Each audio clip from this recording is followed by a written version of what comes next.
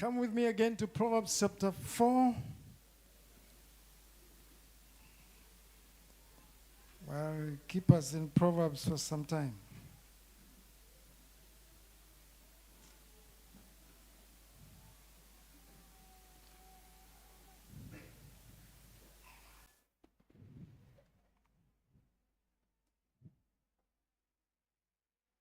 If you have turned to Proverbs chapter 4, may we read verse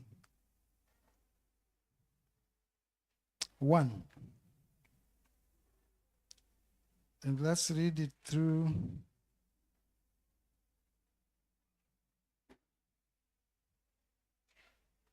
to verse 4.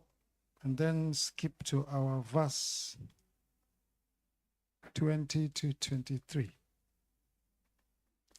I hope you're there, so I may read. That's why I've been waiting.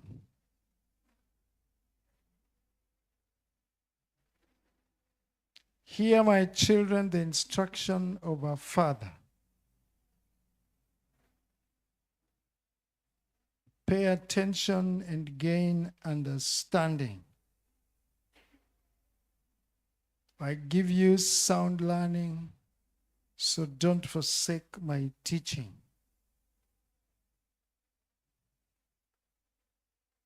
For I too was a son to my father, still tender. When I was a boy in my father's house, still tender, and an only child of my mother. That means he was a firstborn. Then he taught me, and he said to me, take hold of my words with all your heart. Keep my commands, and you will live. Skip to verse 20. My son, pay attention to what I say. Turn your ear to my words. Do not let them out of your sight. Keep them within your heart. For they are life to those who find them, and health to a man's whole body. Above all else, guard your heart, for everything you do flows from it, for it is the wellspring of life.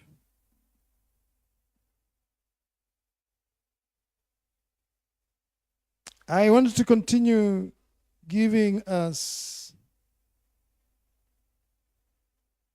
reasons why we should guard our hearts. We said it's the source of good works. I want to say this morning, it is where your true identity lies. One of the things that come out of our hearts, there are a number of great things that come out of a new heart. One of the things that come out of our hearts is called your true identity.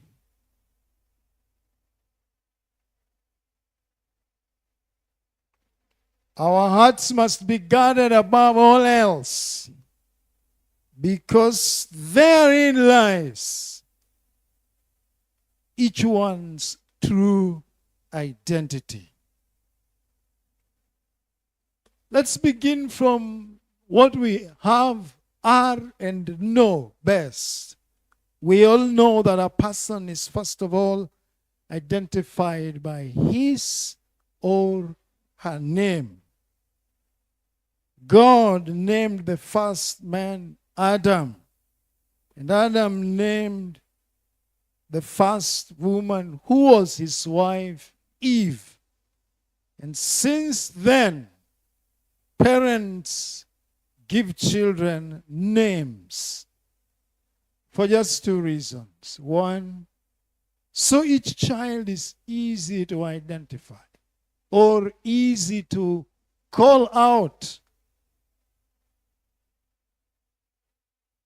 Parents give children names so that each child may truly feel recognized within the family and outside there. Do you know how difficult it would be to call you out without your name?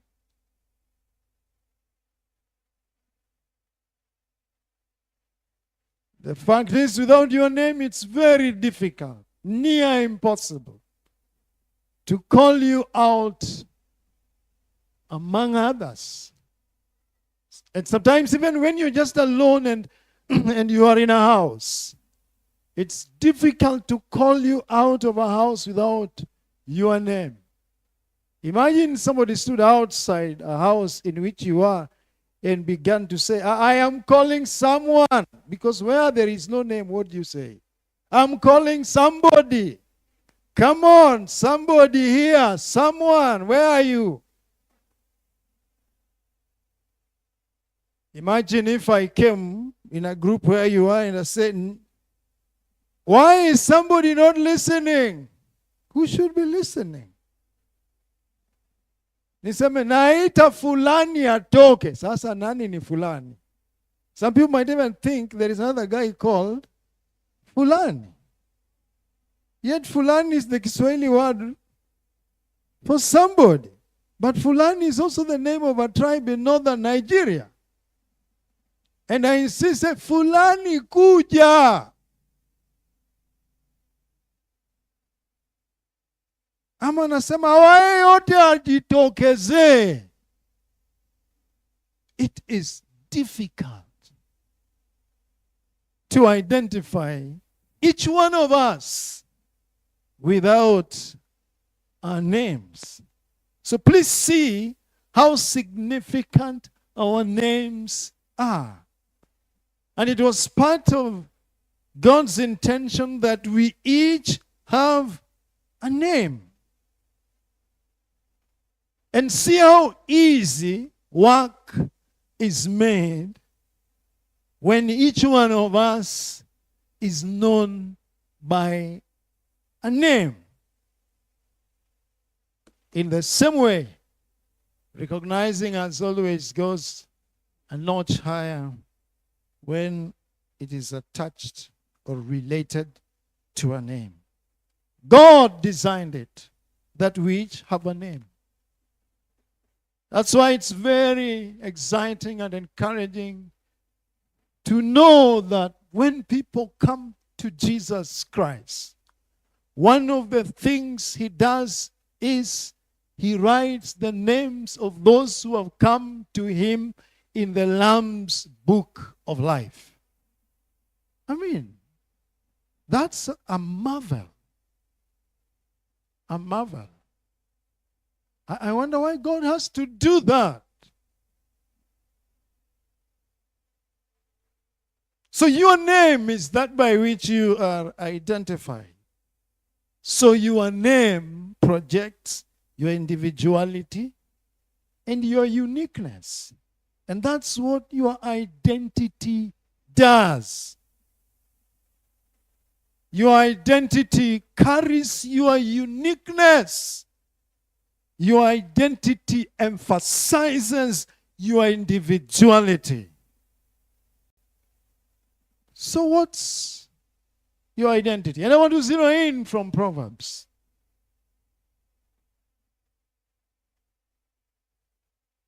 Your identity is who you really are.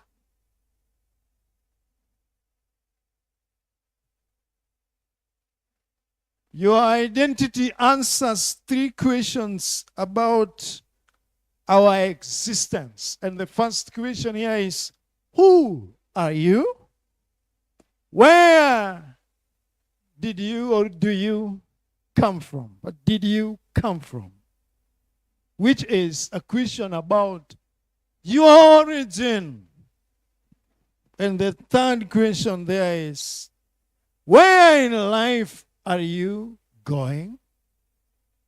Or which is your purpose in life and the end? That's the question about our destiny. The Bible teaches us that the fact that you are an individual, you are a person, you are created in the likeness of God. This is who you really are. God created us all from one man and one woman. That's what Paul told some news-hungry philosophers in Athens in Acts 17, verse 26.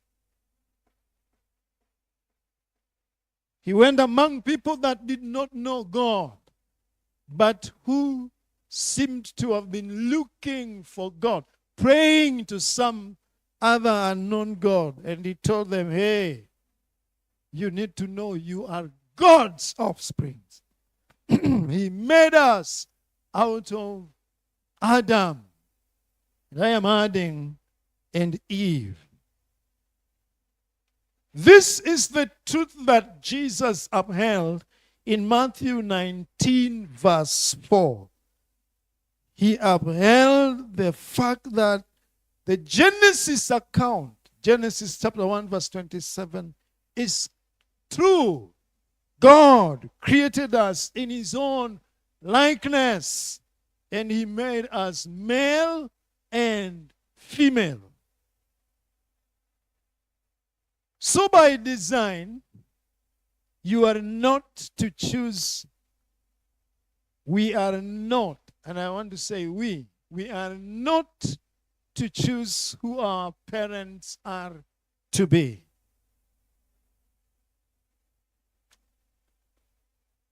Even if you don't like your parents, and sometimes it happens because of many other things, that a son or a daughter may not like their parents, God is still very fair to you.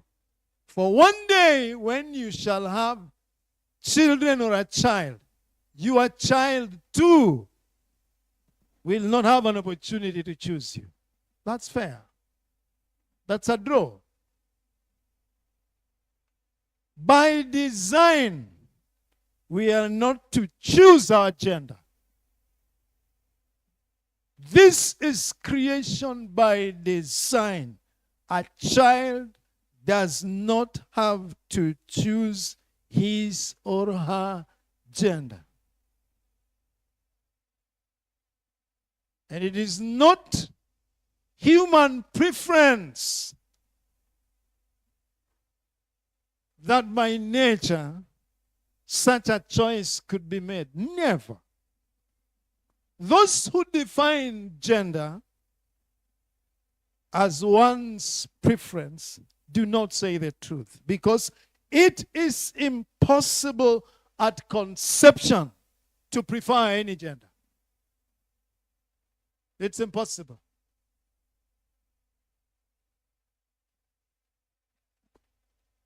So if you are a boy by God's design. And if you are a girl by God's design. You are who you are, male or female, not by accident. You see the path I'm walking with, this identity thing? Not by accident. It's one of the things that comes out of our hearts. It's by design. And so nobody and nothing should reveal who you are. And there are attempts, and there will be attempts in the world you live, and you're going to meet attempts, whether you are a boy or a girl or a man, an adult. You will meet attempts, convincing attempts, that say it is possible. Your gender is your preference. You can choose it. You can change it. No. Listen, that's not our preference.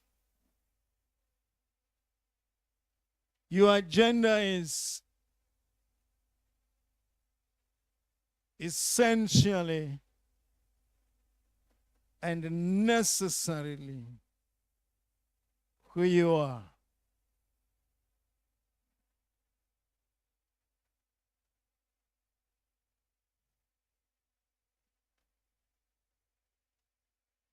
And your gender is attached to your name, and that's it. So let's join the psalmist in celebrating our individuality and uniqueness. In Psalm 139, verse 14. And let's celebrate our uniqueness with him when he says, let's worship him. I will praise you, O God, because you created me fearfully and wonderfully. And he says, this I know very well. Hey, who are you? Do you know who you are? Like it is written there. Full well? Do you know your identity enough? You're a wonderful person. Whether you are a boy or a girl, man or woman. God took exception to create us. You are not created carelessly. No, we were not created by a declared word that said, and let Adam be. I have shown couples in the recent past how a conversation went on before we were created. And the agreement was in God's likeness and image. It was fearfully done. Reverence. God did it with reverence. He paid so much attention to the details that make you, which now science is trying to reveal, to unravel. Details. Beginning from what can be seen to what can now be seen through other lenses regarding the internal organs of the body to what can't be seen, that is called DNA.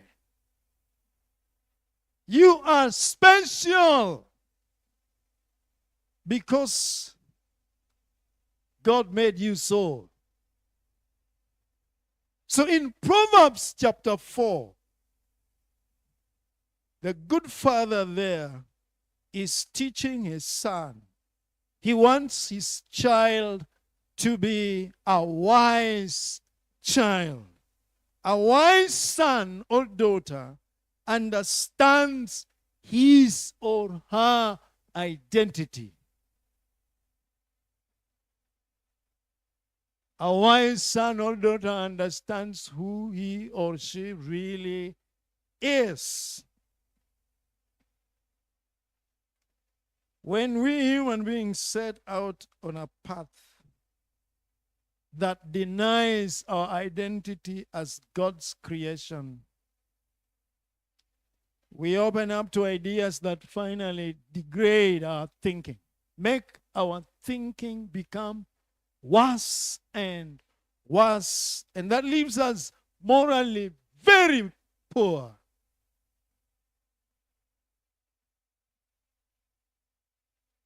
So be wise enough to know your identity, to know who you really are.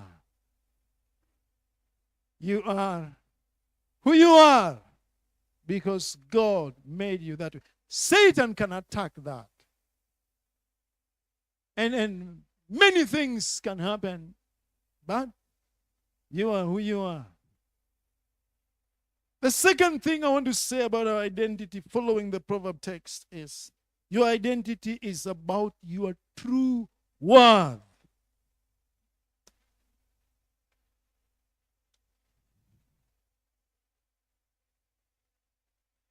It's who you really are. It's about your true worth. In your heart.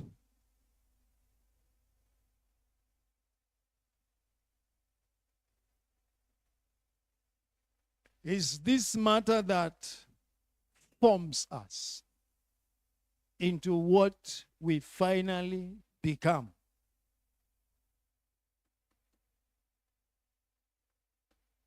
Who you are is about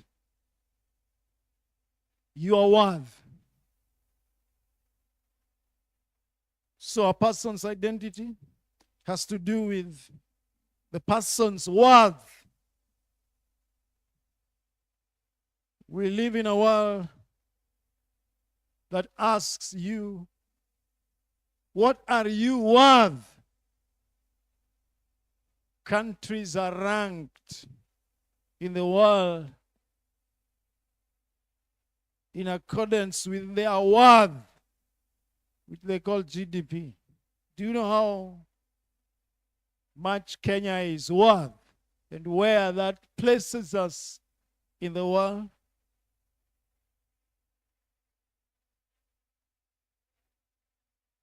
Your worth is about your importance. One of the lessons we learn from what God has done in our hearts is our true worth, our true value. God changed our hearts. We have said that. So we may understand, that's what I am adding, how valuable our hearts are.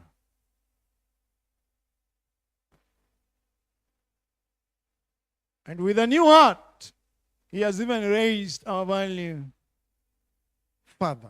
You don't want to say He has restored our value.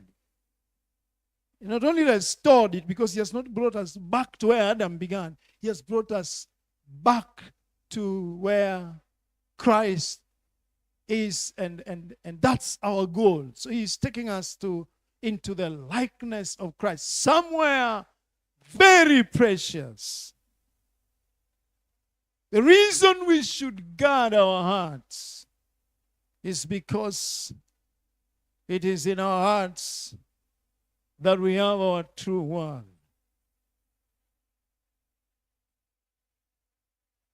Our new heart is of great value. Jesus discussed it this way in Mark chapter 8, verse 35 to 37. Mark 8. He talks about our identity. But therein lies our true worth. And he says, at the center of individual struggle to choose to follow Him. People struggle to choose Him.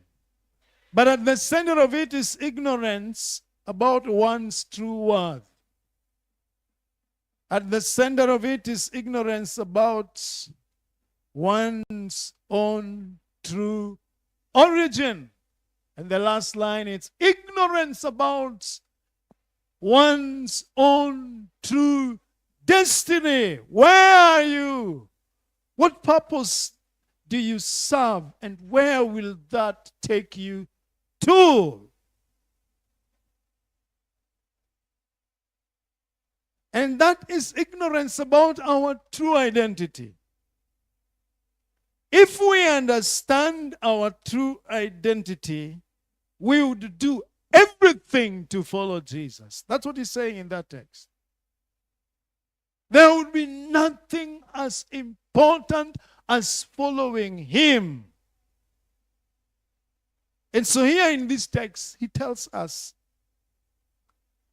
how much a person loses when you do not know your true worth. You lose your own soul. You lose your life, and you lose it forever. Here in this text, he tells us how much a person gains when you know your true worth. When you know your true worth, that is your true identity. You choose Him. You give Him your life. You gain forever. You benefit forever.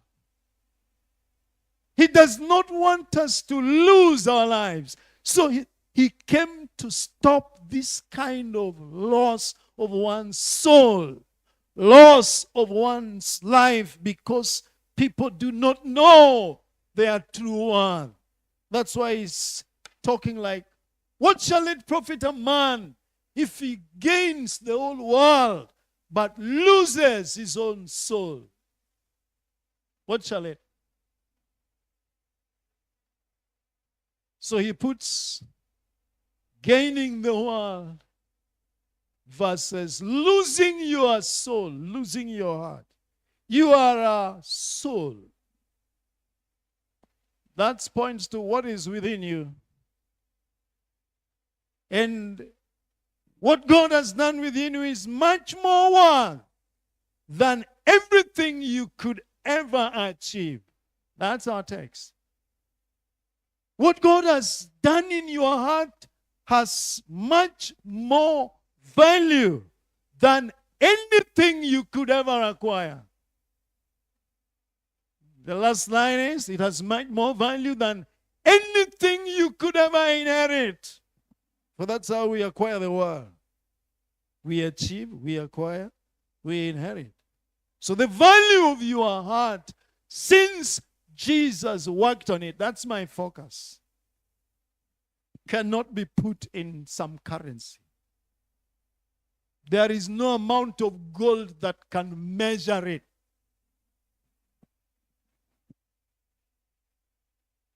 And so according to Jesus and the teacher in Proverbs, the father in Proverbs, the value of your heart is your hidden worth. Hidden worth that people don't see.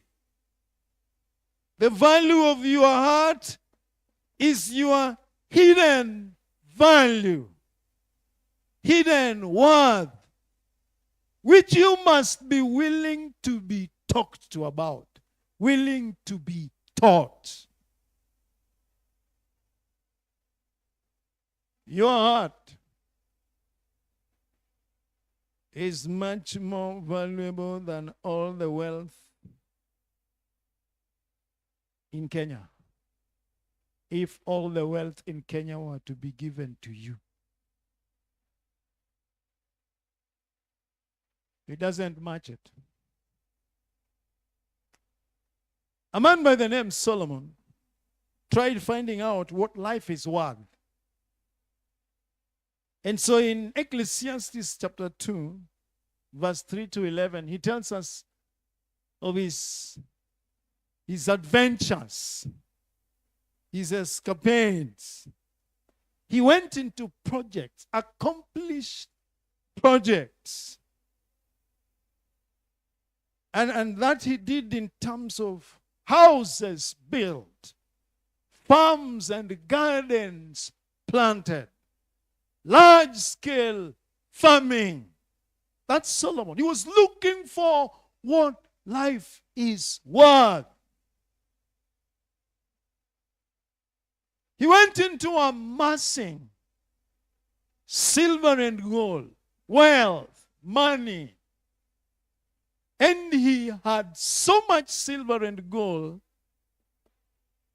that it is said silver and gold was like sand, in the streets of Jerusalem. Then he went into marrying all the women he could. He gave himself all kinds of pleasure to just find out what life is worth. If that could give him a better value in life. And Solomon tells us the discovery he made is, in the end, it was not worth it. It was not worth all the accomplishment.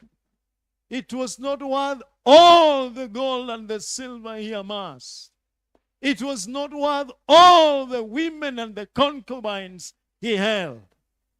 It was not worth all the pleasure he indulged himself in without restraint. In fact, He lost his heart in the course of trying to find life's worth.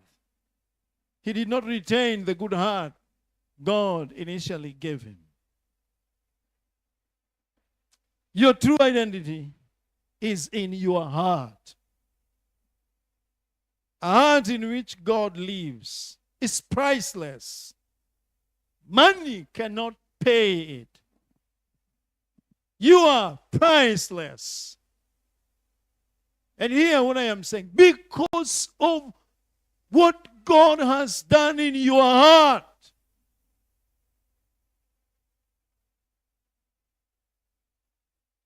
and it is your true worth. That's the reason God has kept loving us. He knew our worth from the beginning. So even when sin swept us aside, He still kept our worth. We became so bad, His very enemies. But He kept our worth. And He knew, if I redeem him, I can make him better. Take him beyond where he can sin, where I started with Adam. I can make him like Jesus. That's how He reasoned. That's how He loves us. And so He loves us with everlasting love because of your word. And that word is in your heart, in your soul. That's where it is intact forever. So Jesus did not die for nobodies. He died for valuable human beings. And after His death, you cannot buy us at the price you could put on us in the Garden of Eden. Now it is impossible. After His death and our salvation, now you have to produce Jesus to buy us. That is our value, His life. We are the ones for whom He left His life in glory and paid a dear price to make us saints. You're important. Important does not even say it. You're worthy. What the Lord alone knows. You're not worthless. It is the nature of the world to put your identity in what they see about you. And so the world begins with your family. And I want to tell you, your true identity is not all, and keep the word all. It's not all in your family of birth. No. In the Lord, your heart is much more worth than the family where you were born. And some people have the privilege of being born high. I realize that is a challenging sentence to one great writer. And the idea is not modern. The idea is ancient. In the days of noble people and class, there were some that were born high. You're born in the royal family, born among the nobles, you're born high. That's the context. And that word is used in the Old Testament. Low-borns and high-borns are vanity. Yeah. Some were born in the middle. Others are low-borns. And others are born nowhere recognized by people who created such a strata in life. I am saying to you, your heart is much more one than where you were born. And so where you were born is not your true identity. That is just your earthly placement.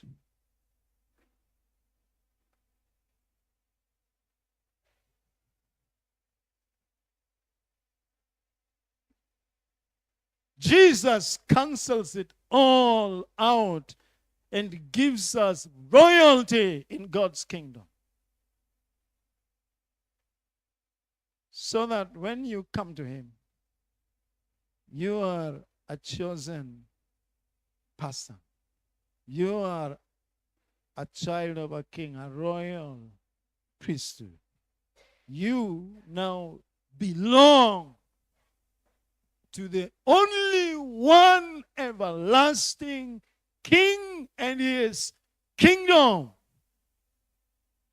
That's a great identity. But it is founded in what he has done in your heart. Your true identity is not in your race or tribe. No, race has its origin in confusion. So it cannot bring out our true worth. Race is a point of judgment on human development. It's caused by rebellion to God. And in Kenya, some people have made their tribe superior to other tribes. Now that's false identity. And it leads to false security. It may serve some, give them the privileges of finding government positions and all of it, but that cannot save. It can't save a soul. And we must see that our true identity is not in our tribes.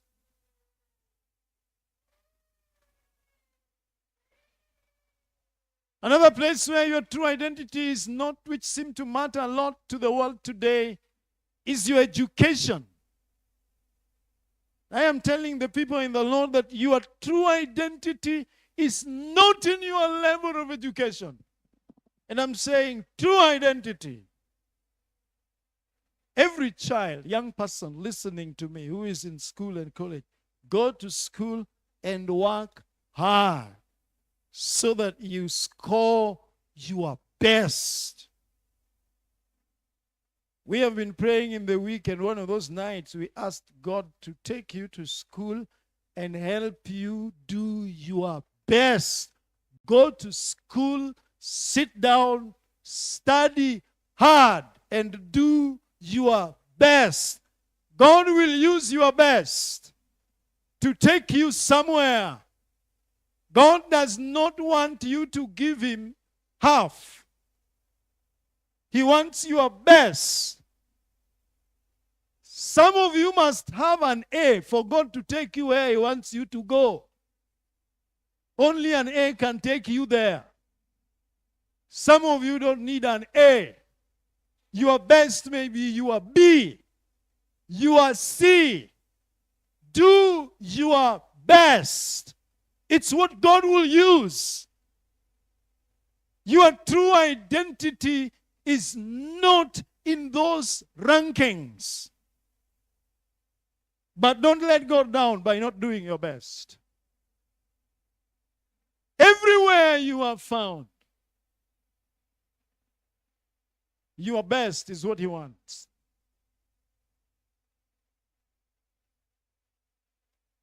So don't buy into the lie of the world. Even when they set it and practice it, it's a lie. It's one of the forms of deception Satan has built on the earth. Make them feel identified as the educated and feel so puffed up that they have no room for God. Or make them therefore feel, those who can't fit there, make them feel so intimidated, so frustrated, so put off that they no longer measure up. Some of them just commit suicide. They become outcasts, low-class people in the world. That is the world. God does not think like that. Your true identity is in what he has done in you. In your heart. In a heart that is surrendered to God emerges your true identity. That's why our text say, hey, guard it. Your identity is one of the issues that will come out of it. So if all you have is an identity built on your family only, what happens the day the family is destroyed? What are you left with? What happens the day they begin to say how evil and bad your family is? Do you see what the royals of the world are facing today? Every evil thing is said about the throne in England. People are rebelling against you everywhere you turn. Everywhere you go, they say, you are a killer. The blood of slaves are upon you. And there are people who take it personal. You ordered my grandfather to be arrested to serve in your farms. Young people, great-grandchildren have been made bitter through history, and the royals go around trying to apologize here and apologize. And you know, in the Caribbean, it is so unforgiving for them. So if you all build it in your family, and that's all the identity you carry, what happens? Because they keep changing the parameters of the world. Now they want everybody to be as good as the people living today.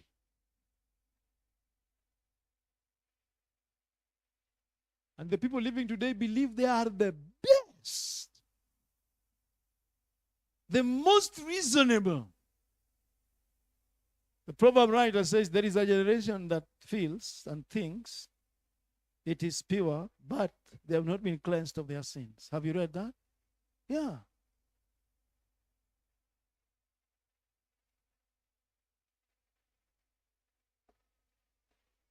Do you know your identity?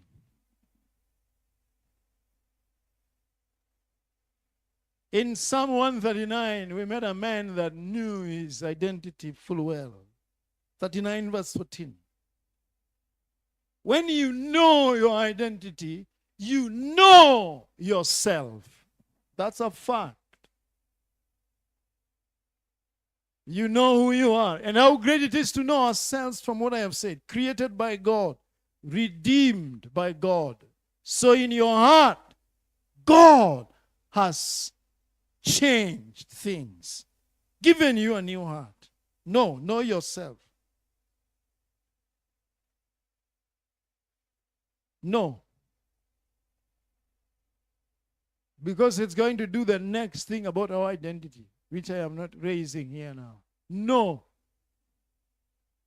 Knowledge of who you are, which is your identity, delivers us from search for oneself. Yeah. What is it that delivers you from looking for yourself all over? Such is so real. It is knowledge of who you are. And I'm telling you, know what God has done in your heart. Know it. People who do not understand their worth. Know how valuable. Know your worth. The worth of your heart. People who don't know do what Jesus was talking about in Mark that we referred to, chapter 8, verse 35 to 37. They look for their worth. They look for themselves in possessions. They do what Solomon tried to do there. They look for it all over. In pleasure. When you don't know your true worth, you look for yourself in drinking.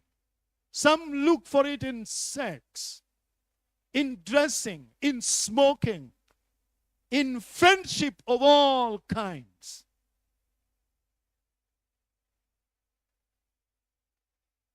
What's your identity?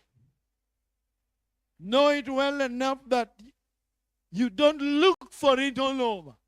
When you have come to the Lord, you have found one of the great things you find and discover is yourself. Your true self, who you really ought to be.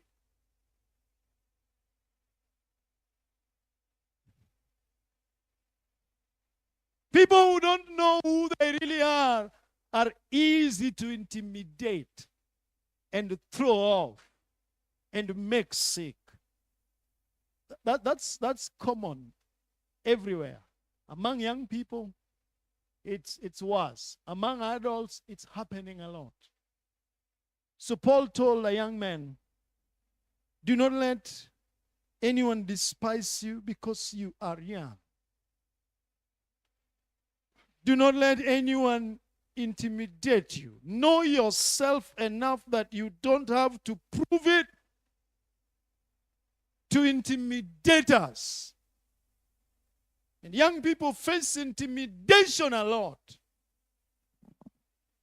People who come saying, huyu ni mtoto wa baba, huyu bado ni wa mami, huyu hajui, huyu bado ananyonya, mdomo yake inanuka maziwa, si unaona? Alafu wanasema huyu hawezi kunywa hiyo, huyu bado ni mtoto. Anasema prove it. If you are not a kid, drink stuff ya men. Na unapewa pombe to prove who you are.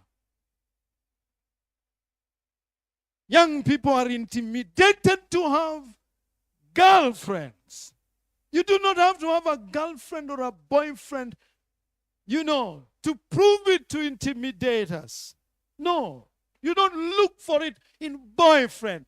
You are worth what you are. You don't need a boyfriend to fit in. Those who confront you and say, ati huyu hana boyfriend. And they laugh at you. They hajachanuka. Ni mshags kweli. Kwa nini ni mshags? Hana girlfriend. Hajui mambo. And a young person walks there beaten, gloomy, sad, excluded from a group that meet him many times and say, have you seen the girlfriendless? Have you seen the boyfriendless? And you have no place in the school to put your head in the estate. You look for a girlfriend, so when people open, you have a story to tell. They don't know their identity. Who are you? You have nothing to prove in a girlfriend. Know yourself. When you know your identity, you won't give in to pressure to puff a cigarette to show you are a man. You don't. No. You know that this is not it. Yeah. Some young men knew themselves, their identity. They knew it so well. They knew it was focused in what was in them. They knew it was about their purity. And they knew where they could lose their identity. They knew they could lose it in a food dedicated to idolatry. So they trusted God for favor to be exempted from eating beef, to keep what was in their hearts. That's what they were gunning. They were gunning a heart that God has made pure. Do you know it is the issue? That you have a heart so good that must be guarded. Above all else, guard your heart with all diligence. For you see things you will lose when you don't guard it. You lose your true worth.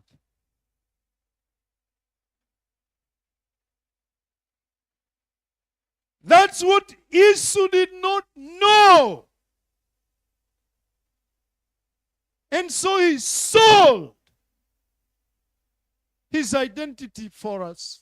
Bowl of soup. He sold his word. And once he sold his word, he couldn't regain it later.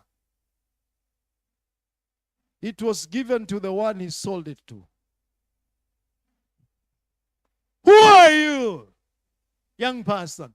Who are you, man? Men sell their worth too. So do you know your worth well enough that you do not go looking for it in the patterns of this world? I beseech you, brothers, by the mercies of the Lord, that you offer your body to God as a living sacrifice, which is your reasonable act of worship. External body, flesh and blood, has been redeemed by Jesus. He claims it. It is now his. It must be given to him, whole, not dead, while you are alive. It is a new body. It is not a body you take anywhere and do on anything. There are people who are looking for their identity in tattoos. So they chonga their body and mark it with the ink, indelible marks of all kinds, marks that God advised Israel, don't go for. They contact spirits through tattoos. It's a fact. Do you know yourself enough to not give your body to such? You must know your worth. Then he says, do not conform any longer to the patterns of this world. Do you know yourself well enough that you don't go looking for yourself? Somebody says, no, I'm not looking for myself. This is my right. I am just donning a hairstyle for myself. Yes, you are making a choice. But if you came to the Lord, you will discover revelation that what you don't know is your worth. So they shave anything because they are looking for themselves. They want to be seen, and a hair should give them an identity. If not a hair, a fashion trend. Something trending should be on their Facebook to give them an identity. They are looking for it in class. And they talk of, I have a class. Have you read that? And they insult others and say, you don't have a class. You are worse. You're poor. You're terrible. Others are looking for it in changing gender. I'm winding up. Do you remember where I began? Our identity and gender. I'm winding up. We don't look for it in changing gender. You're a girl by design, a boy by design. No accident. It is this new identity that's going to make you lose. And they are sponsoring it. And they are recruiting girls and boys. Why recruit if it is natural? Why? Why recruit if it is natural? Why pay people to bring in others in it and call them minority if it is natural?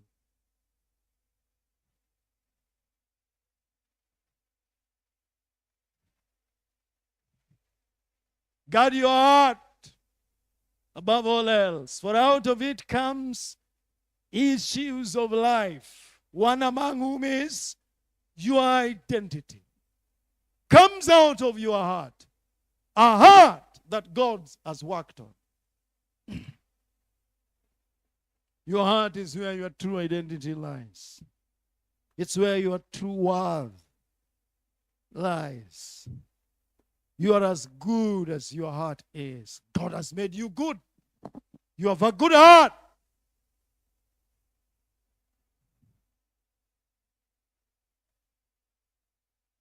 And because you have a good heart, you're priceless.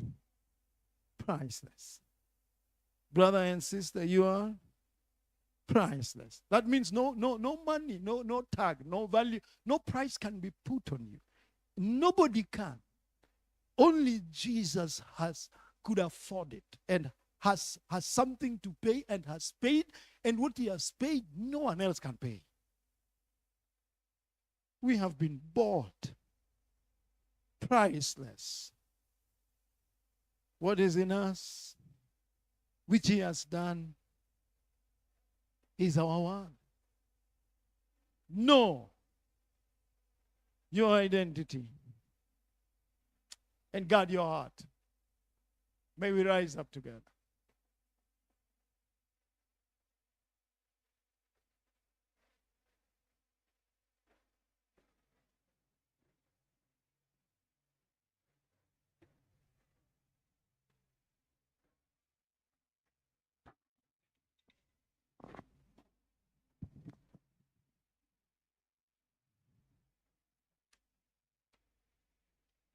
Create in me a clean heart. Oh. Would we sing that and just talk to him?